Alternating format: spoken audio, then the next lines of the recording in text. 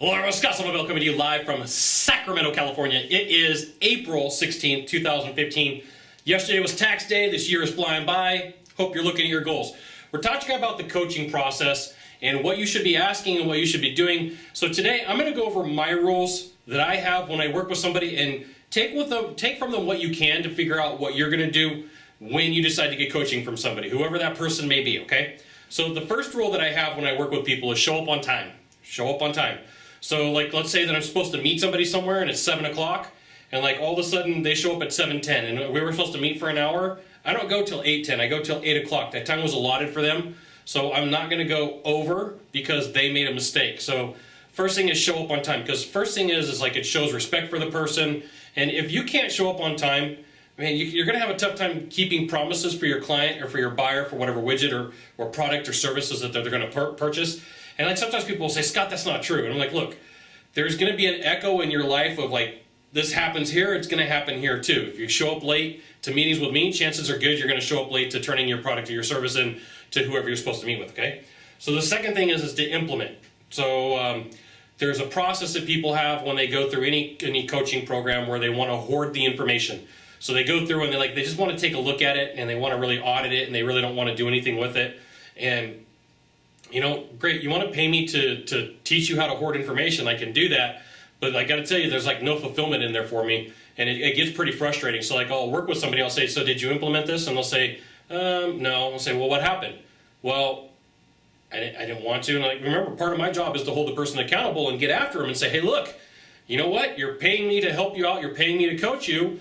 Come on, implement. So for you, you know, you go through a coaching program, you should be taking a look at what do I got to do to implement whatever I'm being taught.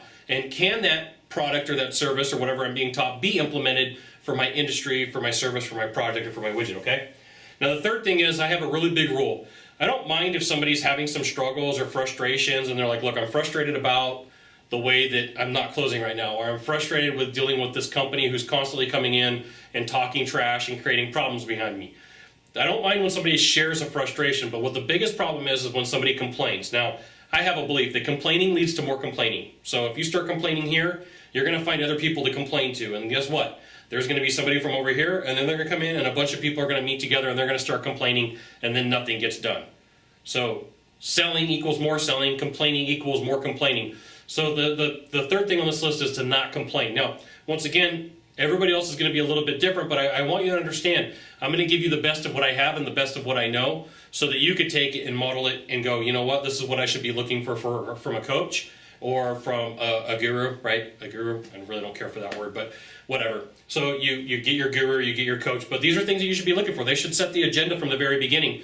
And you know, if you step out of line, they should put the smack down. They should say, hey, look, you know, you're paying me X amount of dollars a year, you're paying me $10,000 a year, $20,000 a year, $30,000 a year.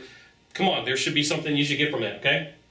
And then the fourth thing is, you know, whatever you're learning in the process, it's silly for you, especially if you're paying any amount of money, to go out and then share everything that you've got and everything you've learned with everybody and just give it to them. Or taking information from somebody and then recycling it and passing it off as your own.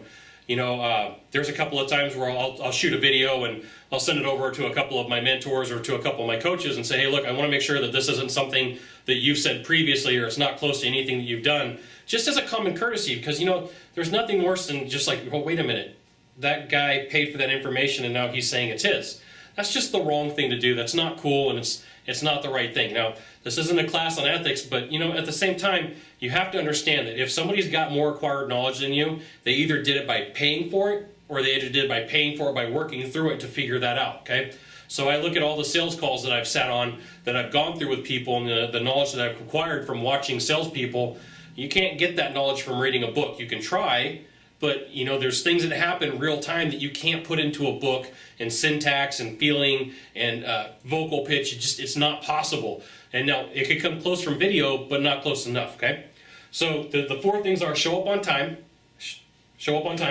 implement, don't complain, and then don't go out and just give away all the information for free, because that sucks, okay? So this is like what you should do when you're in a coaching program. Now, if you could do a small favor for me in the box down below, leave a comment, question, or story, that'd be fantastic. To the right or to the left, there's a subscribe button. Subscribe. And then send it out to all your friends via StumbleUpon, Facebook, Twitter, Google+. Scott Sylvan Bell. Only Scott Bell will summon. We'll see you soon. Thanks for watching. Aloha.